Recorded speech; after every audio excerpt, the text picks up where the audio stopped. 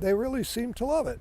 The Raccoon Lodge, as it's become known, began as a therapeutic project when Kevin Mason was undergoing cancer treatments earlier this year. After it's all done and all the construction is through, that I would see squirrels sticking their head out of the little window, or raccoons for that matter.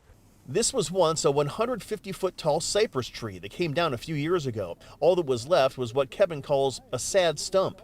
An accomplished carpenter, Kevin built a whimsical house for the creatures who once called the tree home, and the sad stump was making people happy once again.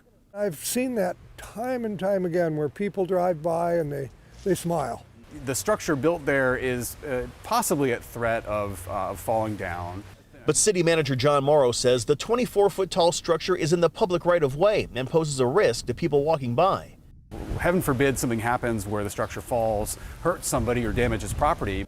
The city gave Kevin until November 30th to remove the Raccoon Lodge, but a petition signed by more than 2,600 people got the attention of City Hall. Now, Port Townsend is considering allowing Kevin to give the structure to the city, which would assume liability for the sake of public art. But if that's part of a creative solution where we as a community decide this is a structure that matters to our community from a public art point of view, we want to keep it safe, it's in the right-of-way, we're open to that because that's part of our ethos. But that's just a proposal. Kevin says he is willing to remove the Raccoon Lodge. He worries all the stress is impacting his cancer recovery, and he just wants to live in peace. At the end of this tree's life, to try to bring a little bit of life back to it was important to me. In Port Townsend, Eric Wilkinson, King 5 News.